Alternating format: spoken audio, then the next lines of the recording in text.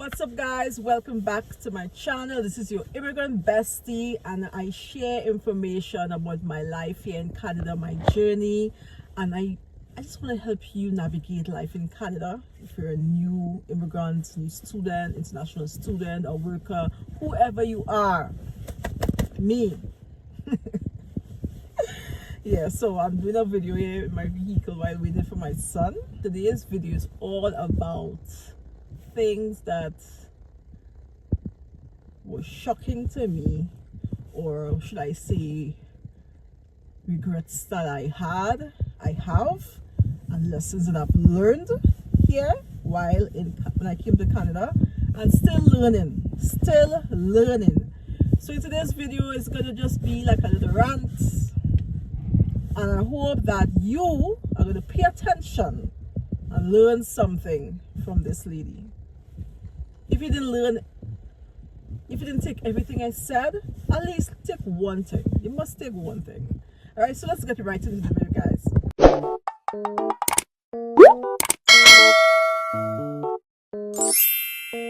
So one of the things that I was really looking forward to when coming to Canada was landing a good job.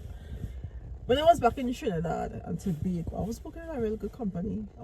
I was expecting to, after I finished school, at least get into my field, which is marketing, digital marketing. I love marketing. I would have liked to not only have the theoretical part of it, but I would have liked to gain some experience, some work experience, and all of that. But it so happened that it didn't happen that way.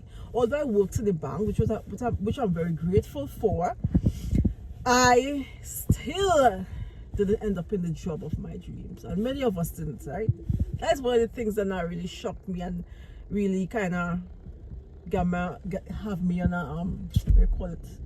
I wouldn't say it's a regret, but I would say I don't even know how to put this. It's not a regret, but it's like a disappointment, right? Because here I am, I'm working in a fast food restaurant. Never thought that I would be working in a fast food restaurant for so long. I've been here for 3 years. I've been working in this fast food restaurant for 2 years and almost 2.5 years. And it's a very it's a frustrating job.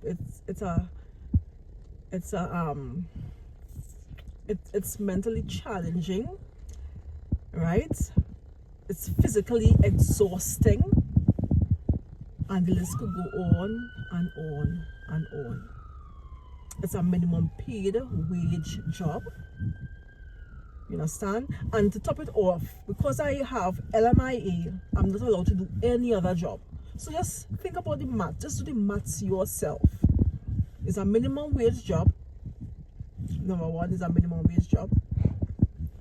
I can't do any other job other than that.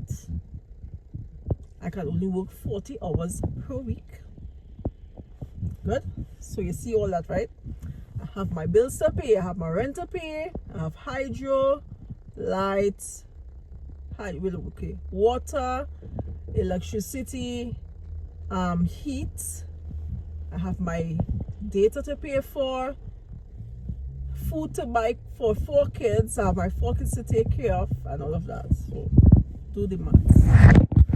So that's one of the things that I'm really disappointed in, and yeah, I mean, having the LMIA it was a good thing for me, because of course it allowed me to get 50 extra points for my express entry, and so I also gained experience. So there are the pros and the cons, right? But I'm still disappointed. So that's one of the disappointments that I have since I came to Canada.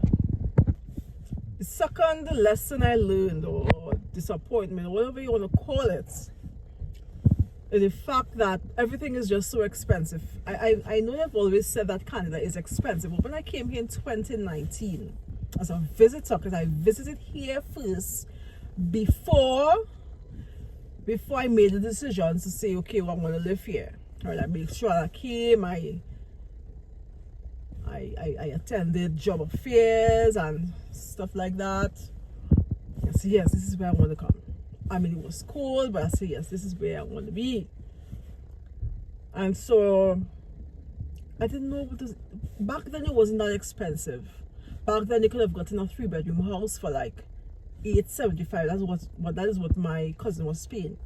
$875. Now a 2-bedroom house is like $1,750, $1,800. A proper townhouse, proper 3-bedroom townhouse with basement is $2,300. So if you have to live comfortably in Canada, it is said, I was told actually, that I need to have a partner to survive. That's crazy. So you're telling me, what are you really saying? And it's not that you have to have a partner, you just have to have a good income. I think that is what it is. You have to have a good income. So that's one of the things. Kind of expensive, rent, like, but don't just name it. It is expensive. There's no doubt about that. Right? So you have to be prepared financially to live here. So the lesson that I've learned, or should I say the thing that I regret, is actually purchasing a vehicle. And nothing is wrong with purchasing a vehicle. What is wrong was the way I did it. And that is financing it. That is one of my greatest regrets till this day. And I have been listening to videos about car payments and not having a car payment, how much money you could save, etc., etc., etc. And then I just ignored all of that and still went ahead and financed my vehicle. Now the better thing to do, and I will always strongly encourage persons to do it, it might sound hard, but it is better to do it, in my humble opinion, is to just save money and buy a vehicle cash. Save money and buy a vehicle cash, because in my opinion, I just believe that having car payments is a waste of money. Take it or leave it. It's a waste of money. And if I could turn back the hands of time, I will not purchase a vehicle, especially being a newcomer, not having that perfect credit score, because the lower your credit score is the higher interest rate you will get, right? If you don't have a good credit score, you won't have a good interest rate. So that is one of my greatest regret, people. My greatest regrets. And I'm going to let you guys know again, if you're a newcomer, stay away from monthly payments as much as possible. Try to buy things cash. I know it will sound hard. You might say, oh, I can't do that. I'm not working for enough sufficient money to do that, and whatever. It's going to take a lot of sacrifice, especially if you have family, right? You might think you need a car, right? You might think, yes, a car is not this, because this vehicle that I have is not luxury, it's convenience. It is not a luxury. But I believe that if I had just hold on a little bit, if I had just held on a little bit longer, I would have been able to save and get a vehicle. Because the amount of money that I'm owing on this vehicle, the car is not even worth up to that. And that is what pains me the most. That is what pains me the most. So yeah, that is one of my greatest regrets, biggest regrets. And if I could turn back the hands of time, this is the first thing I'm going to change. This is the first thing I'm going to change. So the other lesson that I've learned is not that making your payments on time is crucial here. They don't make joke with that. For example, I missed my insurance payments like 3 times under 3 years, right? And it wasn't like back to back, you know. It was like, let's say for example, December, and then September, and then August, and then September. December, September, okay, December, August, and September, right? For example. And that was under 3 years. And I was not aware that if you missed your payment under 3 years, the company will not want to consider you anymore. right? I didn't know that until it happened to me, of course, and so it was a terrible experience actually.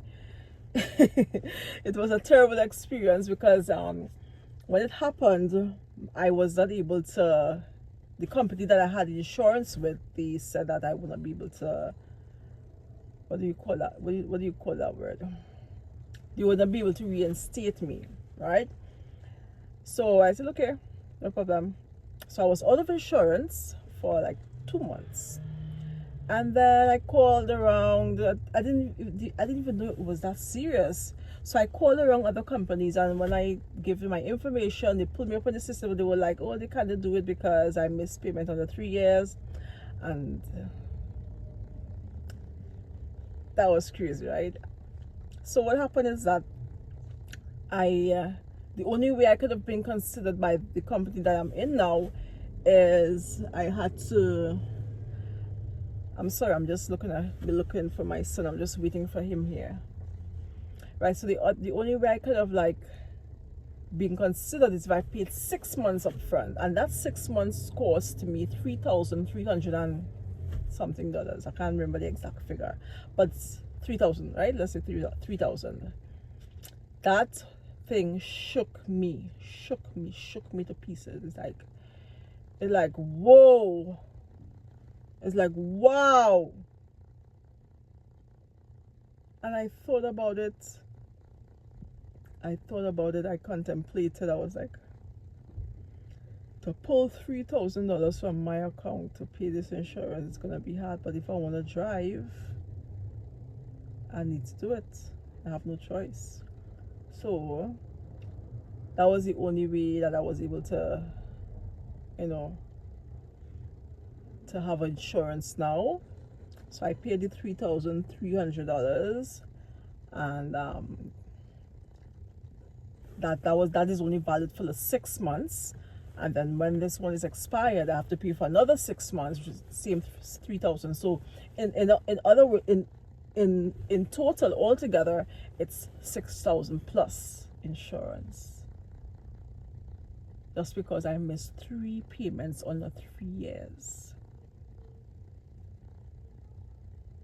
Had I known that, I would have asked for. I don't know if there was anything I could have done to change it. Because I was out of a job. I remember my contract ended. Well, not my contract ended, but I what do you call it? My mind keeps slipping. My work permit expired, and so I wasn't able to work. So what was I supposed to do? How was I supposed to get money? Terrible, guys. These are the lessons, and these are the things that I had to go through. And these things just discourage you. Wonder what you put yourself in. You make a mistake. What's going on? It was really discouraging, honestly. So that is another thing. That was another thing, guys.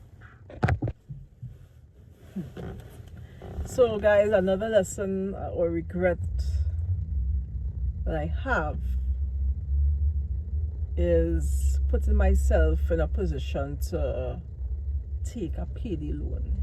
I was desperate. I had nobody to turn to. I needed money, and it's like my spending, my bills was more than what I was making. And I needed money, and I had no choice. And I put myself in this payday loan. That is the worst thing anybody could ever do. And when you go into these places, it's like mostly immigrants in there. I was like, oh my God, mostly immigrants, and it's so sad. You have nobody to ask. Yeah, because everybody's struggling, so you ain't gonna put yourself in a position to ask anybody for anything. And so I put myself in that, and what it did, it put me in a cycle of debts. Because every time when you get paid now, you have to pay back that money, and you have to pay interest too. For example, if you borrow $300, you have to pay back $345. And of course, if you're already not making sufficient money, or your bills more than your income, then you will need that money, so you're going to borrow back again. The only way you can get out of that cycle is if you just pay back the loan and just cruise it out until I get the next paycheck. Just cruise it out. Because from the time you're not able to make that payment, more interest, and then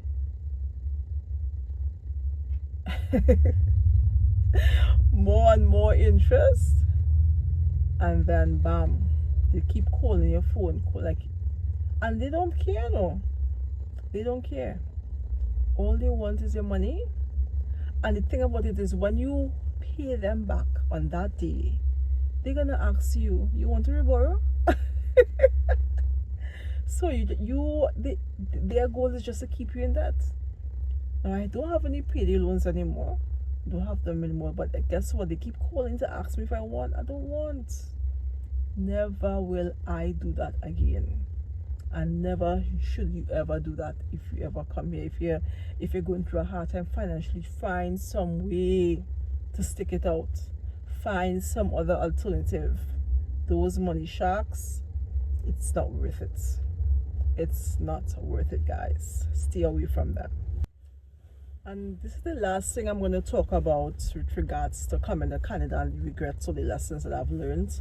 And that is the province that I chose. I wish I didn't come to Ontario. Honestly, guys, I wish I did not come to Ontario, because the competition here is stiff with regards to permanent residence and all of that. It's stiff. And I just believe that, and I think that other creators will also agree with me, that moving to provinces like New Brunswick, like the Atlantic provinces like New Brunswick, Nova Scotia, Prince Edward Island, those provinces, even Alberta, moving to those provinces is such a better choice for you. And if you're coming to Ontario, it's better to go to the rural side of Ontario, but coming to London, Toronto, and these places doesn't make sense for immigrants, especially if you're not coming in, if you're not landing as a permanent resident, right? Because the ultimate goal is. And so that is one of the greatest regrets that I have. As a matter of fact, when I was planning to come here, my first choice was Alberta, and then my second choice was New Brunswick. And so, because I didn't have enough patience, because in New Brunswick, the schools, they only accept you in September, right? The course that I wanted to do, they only accepted you in September, and I had to wait another year. I don't want to wait, so I chose London. And I also chose London because of the fact that I visited here. When I came in 2019, I came to London. I liked it. It was just nice and quiet and dandy, and but it wasn't worth it. It wasn't worth it, because by now, I'm sure if I had gone to New Brunswick, for sure I would have gotten my PR already. And there was this guy from Trinidad. He lives in New Brunswick, and he kept telling me, come to New Brunswick, it's better, and when you get your PR, you could go anywhere you want to go. But I didn't listen. So guys, I want you to, if you're embarking on this journey, if you're still embarking on this journey, I want you to please reconsider. If you're considering to come to Ontario, if that's what you're thinking, if that's a train of thought, do your research, because as you guys know, that immigration is getting tougher and tougher by the second. Like today, you could be eligible for something, and then by tomorrow, bam, they take it out of the system. So I want you to be strategic on this journey, because it's not an easy journey. For those who making it look easy, well, I am happy that it's easy for them, if that is how it is for them. And as I always say, the journey is different for everyone, right? It is different for everyone. But I think it's harder for persons who come in as students, or even as a worker. It's really difficult. And so you have to be strategic. So many things are changing here in Canada with regards to the programs. And I'm gonna give you a good example. LMIA was 50 points. I got 50 points. I got 50 points additional, which helped me tremendously. But guess what? My other co-workers who got LMIA, they won't be able to utilize that 50 points anymore because it's no longer valid. Right? So you have to be strategic. You have to continuously do your research before making a move. Don't do it in a rush. Don't be rushy to come here at all. And I will never discourage you guys from coming. But I'm just gonna tell you how it is. I'm just gonna share my experience, and I'm sure you also heard of the experiences of others, and then you could use that to, decide what you want to do. So again, guys, thank you guys for watching. Remember, on this channel I share my immigration journey, and I just want to help you navigate life in Canada, whether you're a worker, a student, or a newcomer. That's what I'm here for. All right, so thank you guys for watching once more, and I'll see you in my next video. Bye bye.